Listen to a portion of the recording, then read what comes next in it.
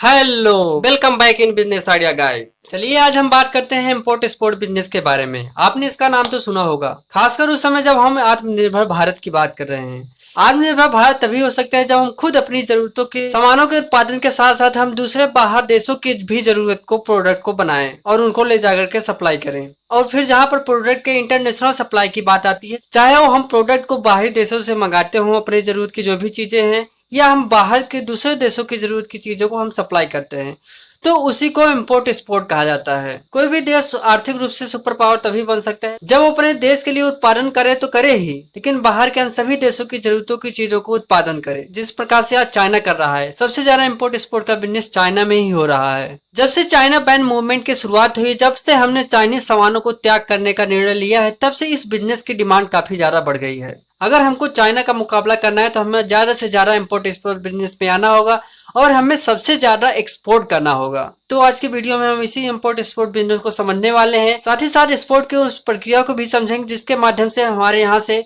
Product दूसरे देश में एक्सपोर्ट होता है। उसके साथ ही हम इंपोर्ट की प्रक्रिया को समझेंगे ताकि आप समझ सके कि जब आप इंपोर्ट एक्सपोर्ट बिजनेस में आएंगे या जो इंपोर्ट एक्सपोर्ट का बिजनेस होता है तो उसमें कौन कौन सी प्रक्रियाएं इन्वॉल्व होती हैं। इंपोर्ट एक्सपोर्ट कोई छोटा मोटा बिजनेस नहीं है, यह अपने आप में लाखों हजारों करोड़ की इंडस्ट्री है जहाँ पर बहुत सारे अलग अलग तरह के बिजनेस अपॉर्चुनिटी बनती है। तो हम उन अपॉर्चुनिटी को भी समझने वाले हैं। यह वीडियो 2 पार्ट में आने वाला है। इस पार्ट में हम इसकी प्रक्रियाओं को डिटेल में समझेंगे और दूसरे पार्ट में हम इसका बिजनेस कैसे शुरू किया जाता है हम उसको समझेंगे। लेकिन दूसरा पार्ट तभी आएगा जब आज के वीडियो के लाइक का टारगेट आप पूरा करते हैं, जो कि है 1000 लाइक के पूरा होने के बाद ही इसका दूसरा पार्ट रिलीज किया जाएगा। तो आशा करते हैं कि आज का लाइक का टारगेट पूरा हो जाएगा। अगर आप एक बिजनेस कर रहे हैं या आप बिजनेस करना चाहते हैं और अगर आपने बिजनेस आइडिया गाइड को सब्सक्राइब नहीं किया तो सब्सक्राइब करके ऑल नोटिफिकेशन के साथ बेल आइकन जरूर दबाएं। चलिए वीडियो को प्रारंभ करते हैं।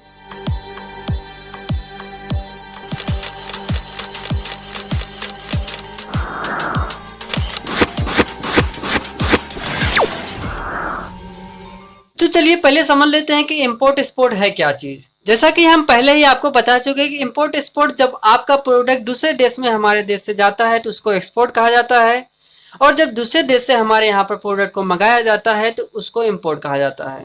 तो चलिए यहाँ पर समझ लेते हैं कि इंपोर्ट एक्सपोर्ट बिजनेस है क्या चीज। इसको हम तो पहले ही देख चुके हैं कि इसमें जो प्रक्रियाएं इन्वॉल्व होती है इंपोर्ट एक्सपोर्ट में, जब आप प्रोडक्ट को बिक्री या सेल करते हैं किसी दूसरे देश के साथ। अब दूसरे देश के साथ का मतलब है कि जो वहां पर रहने वाला विक्रेता है, चाहे वो मैन्युफैक्चरर हो चाहे वो ट्रेडर हो, हम उन्हीं से प्रोडक्ट को खरीदारी करके अपने यहाँ मंगाते हैं, या फिर जो हमारे देश के मैन्युफैक्चरर ट्रेडर हैं दूसरे देश के खरीदार के साथ अपने प्रोडक्ट को बेचते हैं और उस प्रोडक्ट को बेचने के बाद उसको सप्लाई किया जाता है। तो इस प्रकार की खरीदारी और बिक्री को करना। अब इसमें चाहे आप गुड्स की सप्लाई करते हो या सर्विसेज की सप्लाई करते हो।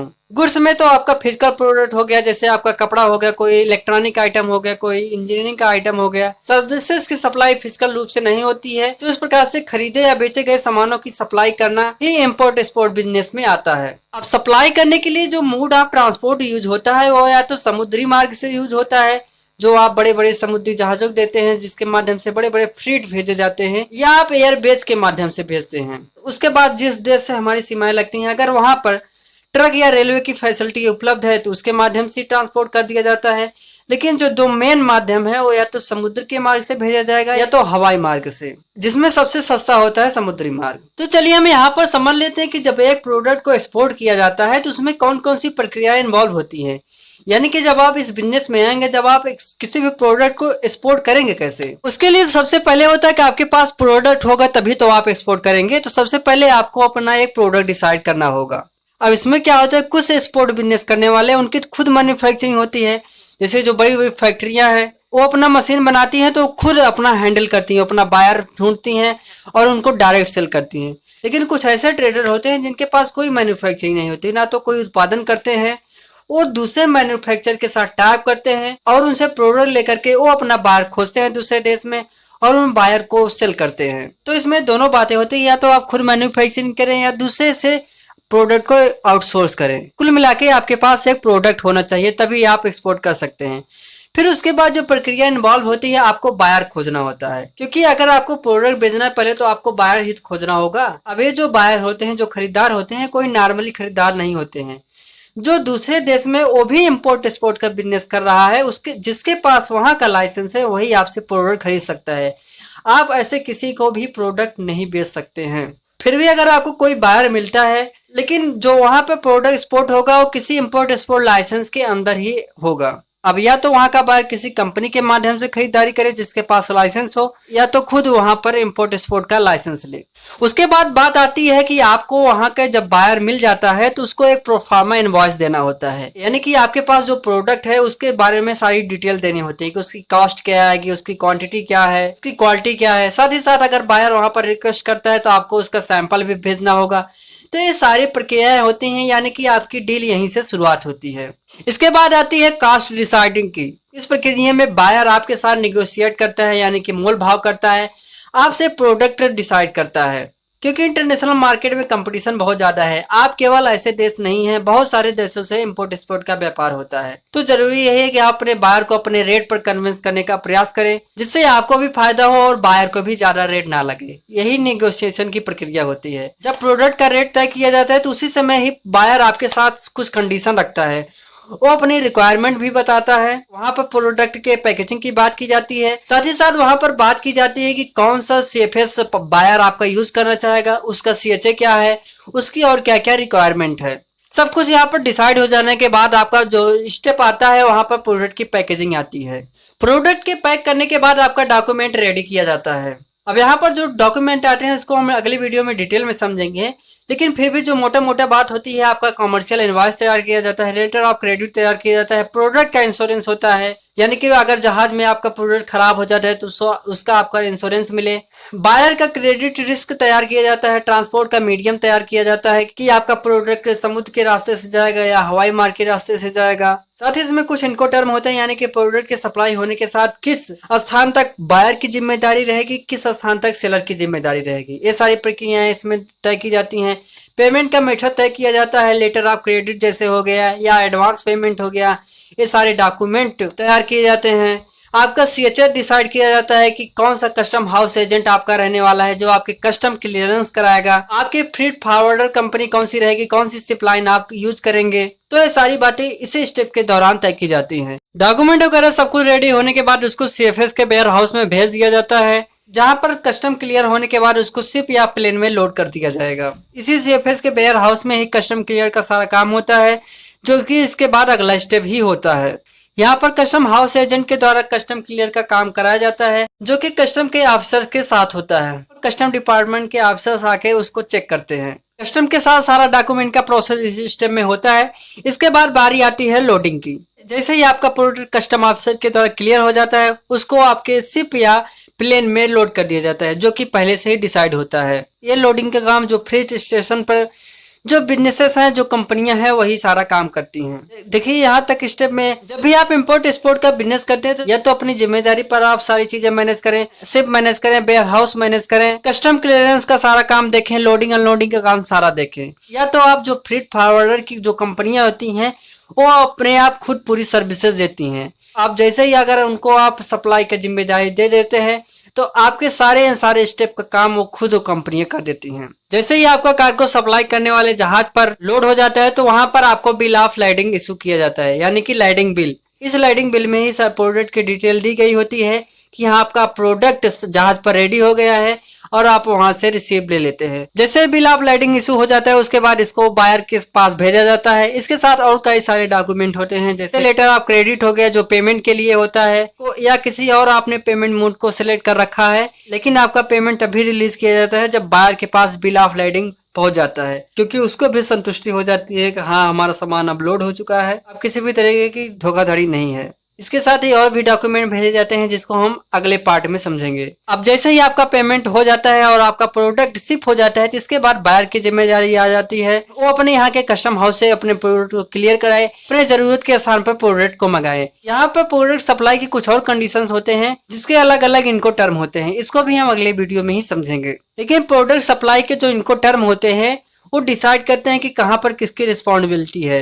कभी कभी क्या होता है प्रोडक्ट की शिप होने के बाद भी बायर के द्वारा फिक्स की हुई प्लेस पर सामान को आपको ही पहुंचाना होता है। तो ये सारी बातें डॉक्यूमेंट प्रोसीजर के अंदर ही तय कर ली जाती हैं। तो आशा करते हैं कि यहाँ पर आप प्रोडक्ट के सप्लाई होने की प्रक्रिया को समझ चुके हैं। अब चलिए यहाँ पर इंपोर्ट की प्रक्रिया को समझते हैं। जब आप बाहर के देश से खरीदारी करते हैं, वहां के सप्लायर से खरीदारी करते हैं, तो किस प्रकार से आप प्रोडक्ट को अपने देश में मंगाते हैं, इसकी क्या प्रक्रिया होती है। तो जैसा कि आप पहले समझ ही चुके हैं कि प्रोडक्ट को एक्सपोर्ट होने की क्या प्रक्रिया होती है। ये जो सारी एक्सपोर्ट की प्रक्रियाएं होती हैं, यही दूसरे देश का जो एक्सपोर्ट करने वाला है, जो आपका विक्रेता है दूसरे देश का, वो करता है। लेकिन जब आपको प्रोडक्ट मंगाना होता है तो वहां पर सबसे पहली बात यही आती है कि आपको वहां के एक्सपोर्टर से डील करना होता है, उनसे सैंपल मंगाना होता है, उनसे प्रोफार्मा इनवॉइस मंगाना होता है। ये आपकी जिम्मेदारी बनती है। आप अपने जरूरत के सेलर को, अपने विक्रेता को खोजते हैं या तो वो आपको खरीदता है, कुल मिला के डील होती है। उसके बाद जो प्रक्रिया आती है कि आपको वहां पर अपनी रिक्वायरमेंट भेजनी होती है, चाहे आप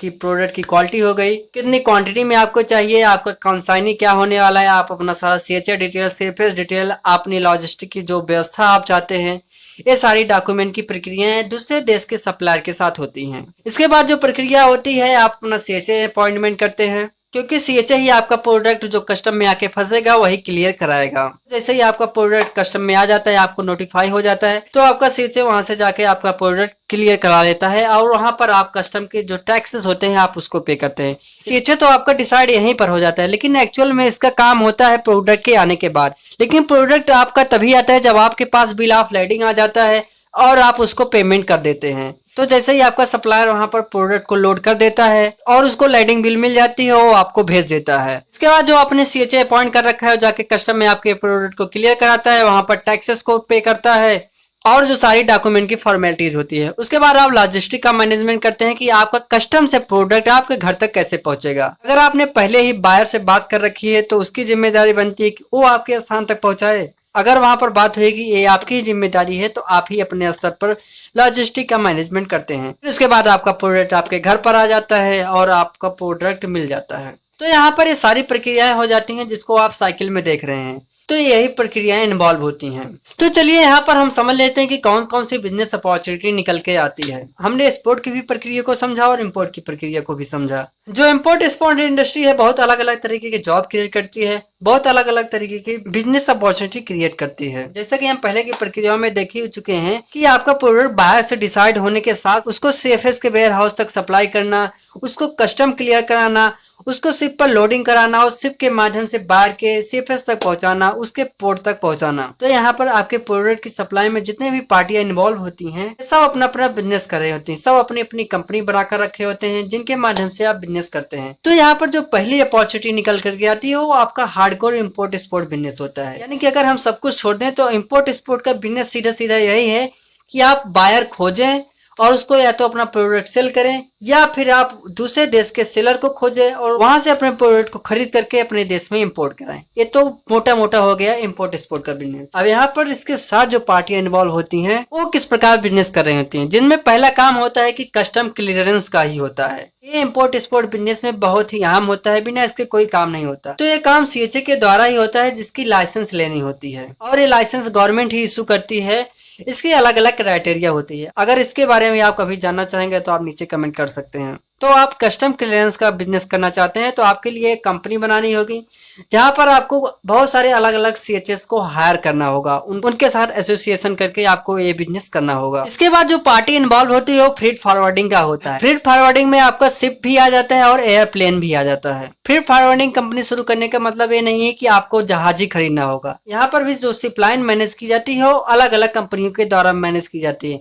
यहाँ पर कुछ प्राइवेट कंपनियां होती हैं, कुछ गवर्नमेंट भी कंपनियां होती हैं। लेकिन इस तरीके का बिजनेस करने का मतलब ये है कि आप इंपोर्ट एक्सपोर्ट बिजनेस करने वाले बिजनेसमैन के साथ टाइप कर करके आप उसके प्रोडक्ट को शिप पर लोड कराएं और उसको सही सलामत ले जा करके दूसरे देश में अनलोड कराएं। अगर आप अपने बिजनेस को इसमें और एक्सपेंड करना चाहते हैं तो आप फॉरेन सप्लाई के साथ साथ आप इनबाउंड सप्लाई को भी देख सकते हैं, जिसके लिए आप लॉजिस्टिक का मैनेजमेंट कर सकते हैं। चाहे आप अपने देश में ही पूरी लॉजिस्टिक के मैनेजमेंट की सुविधा उपलब्ध कराएं या फिर आप दूसरे देश में भी लॉजिस्टिक मैनेजमेंट की सुविधा उपलब्ध कराएं। वैसे जो बड़ी बड़ी फ्रीट फॉरवर्डिंग कंपनियां होती हैं उनका पूरा हर देश में नेटवर्क होता है। वो आपके इंडिया में आपके घर से आपके फैक्ट्री से प्रोडक्ट को उठा करके ले जा करके बियर हाउस में भी रख देंगे, वहां से शिपर पे लोड करा देंगे, उसके साथ दूसरे देश में सप्लाई कर देंगे, वहां पर अनलोड करा देंगे और दूसरे देश में भी जहां पर जाना है प्रोडक्ट को वहां पर भी सप्लाई कर देंगे। तो इतने सारे यहाँ पर बिजनेस की अपॉर्चुनिटी बनती है। आप अपनी कैपेसिटी, आप अपनी क्षमता, अपनी योग्यता के अनुसार बिजनेस को चुन सकते हैं और कर सकते हैं। इंपोर्ट एक्सपोर्ट का बिजनेस कैसे किया जाता है, इसको समझने के लिए दूसरे पार्ट का इंतजार कीजिए, लेकिन दूसरा पार्ट तभी आएगा जब आज की लाइक का टारगेट आप पूरा कर देते हैं। तो आशा करते हैं आपको वीडियो अच्छा लगा होगा, और अगर अच्छा लगा हो तो वीडियो को लाइक करके हमारा मोटिवेशन जरूर बढ़ाएं।